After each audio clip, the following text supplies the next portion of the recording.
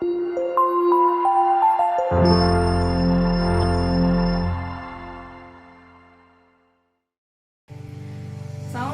warahmatullahi wabarakatuh. Hai Sobat ASN dimanapun berada, bertemu kembali dengan saya di video pembelajaran kedua terkait implementasi kurikulum Merdeka Belajar.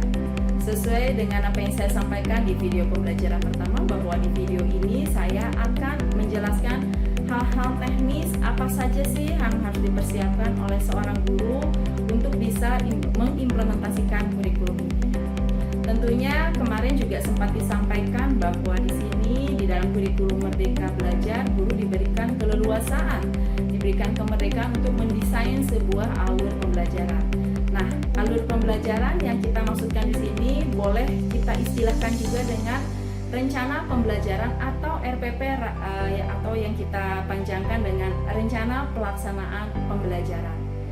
Hanya saja ada beberapa hal yang sebaiknya para guru atau para pendidik tidak lupakan dalam menyusun RPP ini atau alur pembelajaran ini.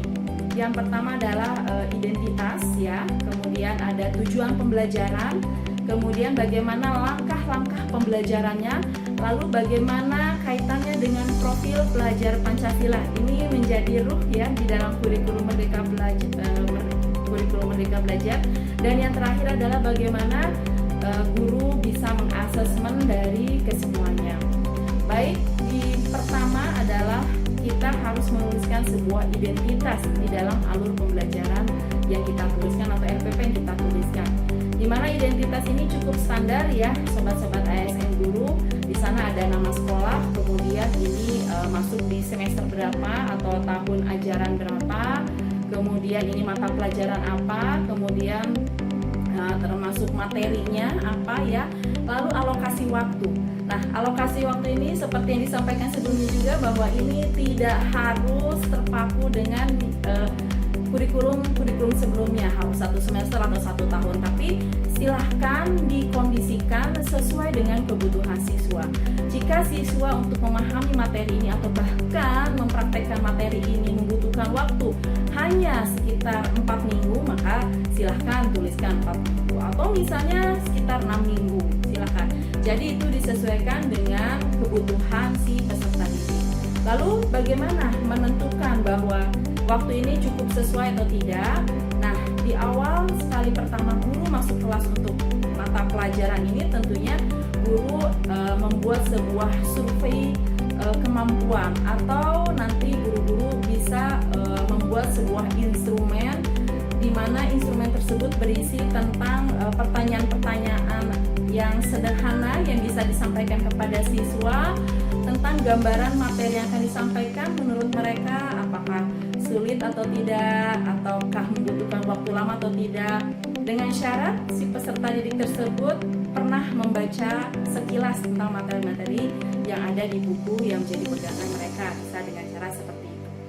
Oke, kembali lagi ke identitas. Setelah semuanya sudah dituliskan identitas tadi, maka masuk yang berikutnya adalah tentang tujuan pembelajaran. Silakan teman-teman guru ketika menuliskan tujuan pembelajaran, ketika bicara di identitasnya kita bicara tentang materi, boleh silahkan per materi. Materinya apakah per bab ataukah per subbab? Silahkan teman-teman guru di sini yang bisa mengukurnya. Karena setiap materi itu biasanya memiliki kapasitas yang berbeda-beda. Kapasitas di sini artinya bahan bacaannya ada yang relatif banyak sekali ya, atau mungkin ada yang hanya sedikit saja. Nah, itu silahkan disesuaikan dengan materi yang akan diajarkan.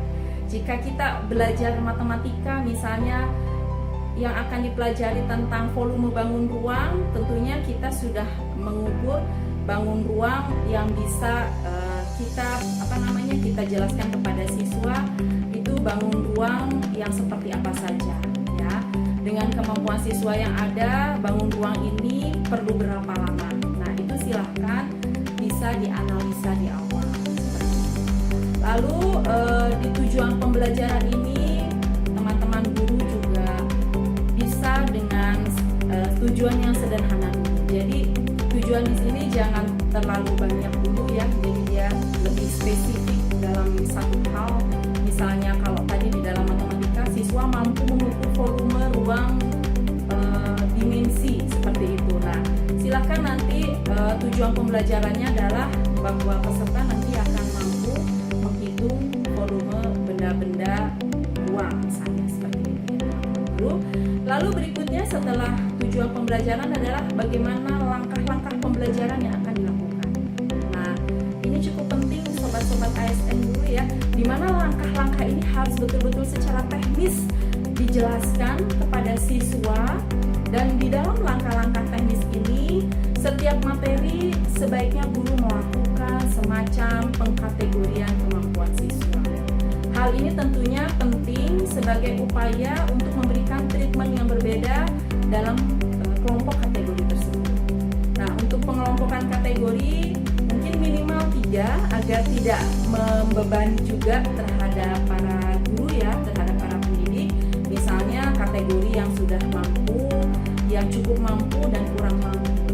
Sehingga nanti respon atau treatment yang diberikan oleh si pendidik itu untuk yang kategori sudah mampu, misalnya untuk mengukur benda-benda yang cukup rumit ya, sedangkan yang masih cukup mampu untuk benda-benda yang tidak terlalu besar misalnya, yang sederhana, yang tidak mampu mungkin diminta untuk mempelajari dulu, memahamkan dulu rumus-rumusnya seperti itu ya.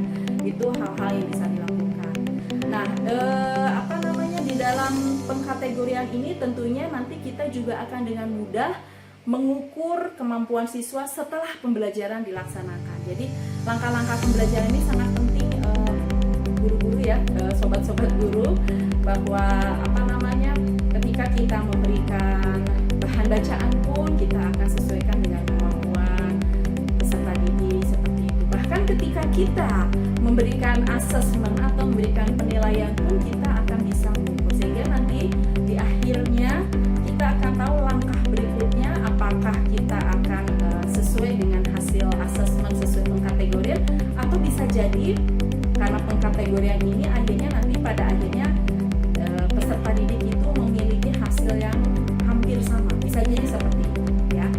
Oleh karenanya di dalam format alur pembelajaran atau RPP, selain tadi ada langkah-langkah pembelajaran, maka berikutnya adalah teman-teman guru juga harus mampu ketika langkah-langkah pembelajaran dilaksanakan itu bisa dikaitkan dengan profil pelajar Pancasila. Nah, terkait profil pelajar Pancasila ini sendiri memiliki indikator, teman-teman guru nanti bisa melihatnya dan bisa menyesuaikan apa yang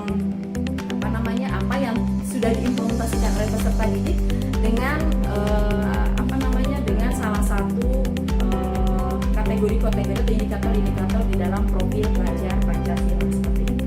Lalu terakhir teman-teman guru, agar ini bisa terevaluasi apakah materi ini sudah sesuai harapan hasilnya atau belum, maka harus ada asesmen. Nah, asesmen juga teman-teman guru bisa menggunakan teknik asesmen yang dilakukan pada saat itu materi tersebut, hari itu yang disampaikan ya, materi yang hari itu disampaikan, dan asesmen yang dilakukan tadi untuk jangka waktu satu materi tadi. Kalau tadi di identitas misalnya kita contohkan, kita akan lakukan selama 4 minggu ya, maka nanti ada asesmen juga yang untuk 4 minggu seperti itu. Dan formatnya seperti apa, penulisannya seperti apa, sebagai contoh nanti silahkan teman-teman bisa lihat di deskripsi video saya seperti apa ya. Lalu nanti silahkan teman-teman coba praktekkan. Oke, itu saja untuk video pembelajaran kita yang kedua pada hari ini. Semoga apa yang saya sampaikan cukup dipahami dan bisa memberikan gambaran kepada teman-teman semuanya. Sampai bertemu lagi di video pembelajaran berikutnya.